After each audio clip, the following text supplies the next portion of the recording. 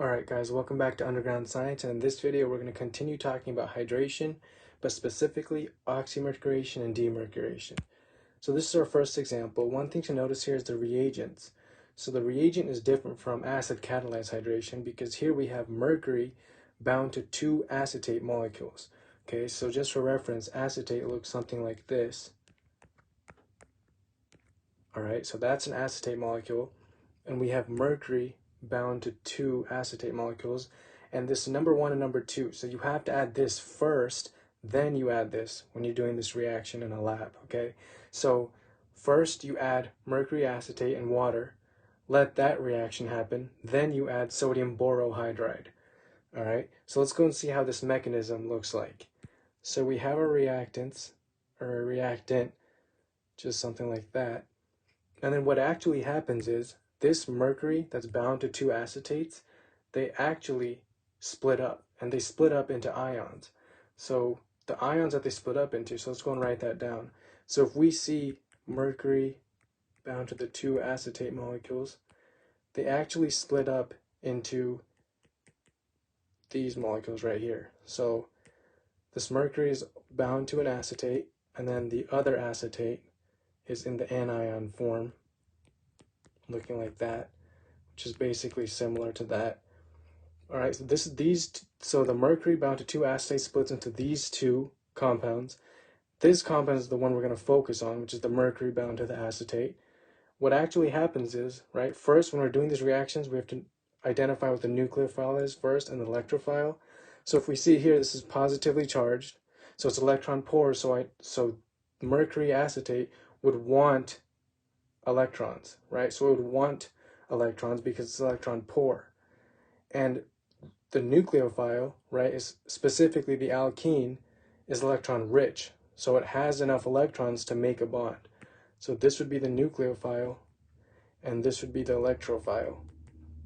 Now that we know that the nucleophile is the one that attacks the electrophile to make a bond, right? So what's going to happen is this nucleophile right here will attack the mercury, right, and make a bond with that. So it's gonna look something like this now. The next intermediate will actually look kind of different than what we've been seeing. So we're gonna have mercury right here bound to the acetate, and if you notice that we're gonna have a positive charge here, but we're gonna come back to this right away, actually right now, because I'm drawing the positive charge, the carbocation, but oxymercuration and demurcuration, right, this whole reaction as a whole, does not have a carbocation intermediate. Okay, so let's go and write that down. There's no carbocation intermediate for oxymercuration and demurcuration. Okay, so let's make sure we know that, because that's going to be an important factor in this reaction. But I'm drawing it because this carbocation is very, very, very short-lived. Because right away what happens is the second you form this bond, right, the second this attacks the mercury and we form this bond, so this is the new bond that we formed right here, this mercury with its lone pair of electrons will actually attack this carbon since it's partially positively charged. So we're going to actually have a bond formation from here to here, right? Because these lone electrons will attack this carbon right there. So we're going to have something that looks like this, okay? And this is the mercurinium intermediate. So what is this called? This is called the mercurinium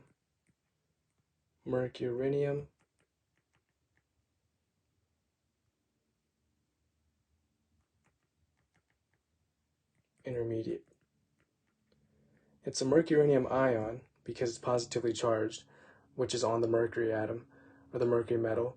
And so now that we have this intermediate, what's going to happen next is we have to identify that this is a primary carbon and this is a secondary carbon. So the carbon that's going to be attacked next is the more stable carbon, which is the secondary carbon. So let's go and do that. So remember, we already used this part, right? Mercury bound to the two acetates. Next, water is going to come in to play here and attack the secondary carbon. So if we drew water here, if we draw water, right, the oxygen with its lone pair of electrons will come here and attack this carbon, which will lead to us having the next intermediate, which looks something like that. And one thing to make sure here, right, let's draw our bond. So this is the new bond that the oxygen made, right, that was part of the water. Now the thing we have to focus on is this bond broke, okay, so we have to draw these arrows representing the 2 electrons that go back to this compound right here. Okay, now that we have that, what's going to happen next is, because water is part of our solvent, there's already so many water molecules that either what can happen is another water molecule can come here and take away a hydrogen, which will make this positive charge disappear, or if we remember, we also have acetate ions in solution. So another acetate molecule can come here, right, and also take away a hydrogen. So it's going to look something like this. So this is acetate, and it's negatively charged, right, on the oxygen. So it's going to be the nucleophile here. It's going to go and take a hydrogen away. These electrons will go on the oxygen, right? And then once the hydrogen, right, binds to the oxygen here, what are we going to have? So this is the acetate ion. Once this actually binds, we're going to have acetic acid. Let's go and write that down. So we're going to have acetic acid from this reaction. And then what's going to happen here is now we have an OH only, but we still have to take care of this mercury bound to the acetate, right? So we have this right now. Now we just have to take care of this, and that's where the demurcuration step comes in. So if you remember, now we're going to focus on step 2, where we use sodium borohydride in order to reduce, right, or perform demurcuration on this mercury bound to the acetate. So the next step is going to be, right, remember number 2, we're going to add in sodium borohydride. And what this is going to do, especially the hydrides, right, is going to actually reduce this compound, right, and it's going to lead to the mercury that's bound to the acetate, this whole compound, to actually leave, and we're going to have a hydrogen bound to this carbon instead of this.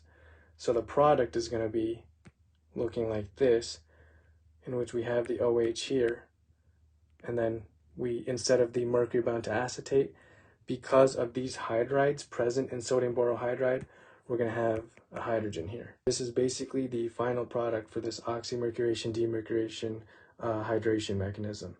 All right, so now that we know this, one thing we have to point out here is, let's go back and write the product out, right? Draw the product in right here in orange, so it can be a different color, and the product ended up being that, right? So if we notice, we added, right, let's just draw the hydrogen in, because we remember this is also hydration, because we're adding OH and H, which makes up water, right, across this double bond. So one thing to focus on, right, is that the OH got added to this carbon of this double bond, right? It did not bind, or it did not get added to this carbon. It got added to this carbon. And so the reason for that is this carbon is secondary while this carbon is primary. And we know that if we add this OH to a more substituted carbon, what is that called? That's called Markovnikov addition. Okay, so this reaction is Markovnikov addition. Let's go and write that K a little better. Markovnikov addition. All right, and so that's basically it for this video. In the next video, we'll go over more examples of oxymercuration, demurcuration, hydration reactions and mechanisms. All right, so I hope to see you guys there.